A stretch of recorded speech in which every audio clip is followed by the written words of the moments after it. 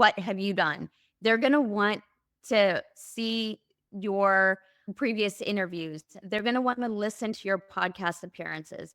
They're going to kind of want to vet you. So all of this stuff that you can start doing right now to position yourself as an expert are ways that you can work out the kinks.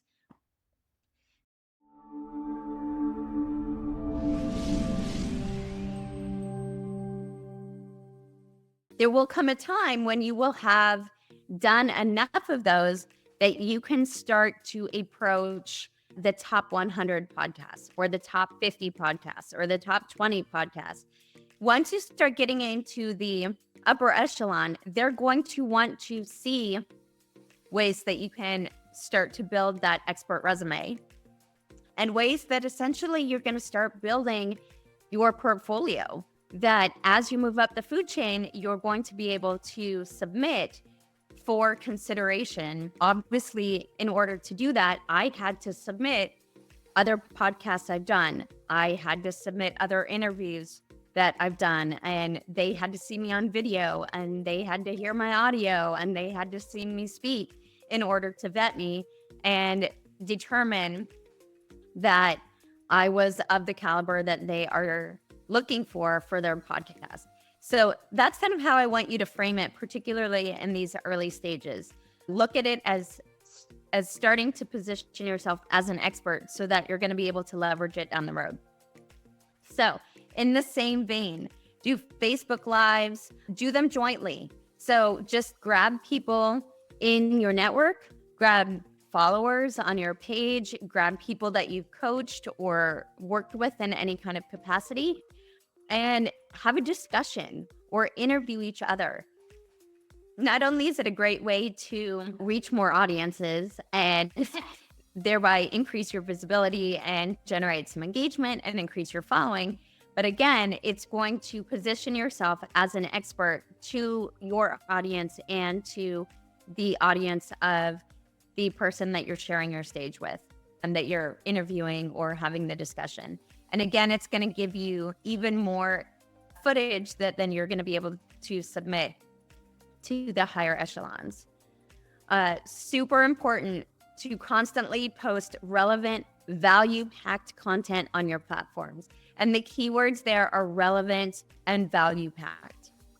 So when you are positioning yourself as the expert, you want to make sure that everything that you're posting is congruent with that. So even if you're posting something that's pulling the curtain back on your personal life to help deepen that engagement and deepen that connection, you still want to make sure that it's relevant.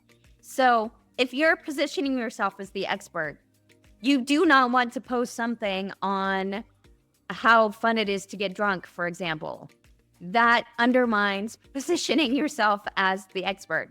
So make sure that when you're posting, even if it's something personal, it's relevant, it's value-packed, it's positioning yourself in the light in which you want to be seen.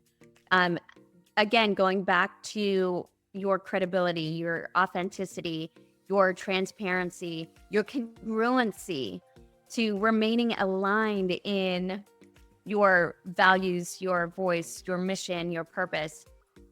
So you want to definitely carry that through in the content that you're posting. Another easy way to position yourself as the expert is to run a challenge. Again, free and easy, and each of you can do it. So you can do a 1-day challenge, you can do a 3-day challenge, you can do a 5-day challenge. You can structure the challenge any way you want. I mean, personally, I like doing a live challenge where I can interact with my perfect people. But you can also do a video challenge where you're challenging your perfect people to show up, do one video a day talking about something they're grateful for. I mean, the gratitude challenge is a popular challenge, obviously, in November because of Thanksgiving. But all that to say that the sky is the limit. You do definitely run a challenge. It shows that you're an expert. It enhances your credibility, and it's super easy to do. You can also be a presenter at someone else's summit. So, how do you do that? Well, in the different groups that you're in, whatever group you're part of, pay attention in the group. Be helpful in the group. Answer questions when people ask. Start to position yourself as an expert. And when you do that and you're paying attention, you'll start to see chatter. You'll see somebody saying, hey, I'm going to do a summit. Who wants to participate? Or you'll start to, through your engagement and through your helpfulness and through the value-packed content that you're posting in the group, people will start to recognize you as an expert within the group, and they'll seek you out. So even if they haven't posted that they want to do a challenge or a summit yet, they'll reach out because you'll be known in the group. So it all ties back in with, being visible and being consistent and leading with service and answering questions. And I'm sure you're seeing it all is very interconnected, and congruent.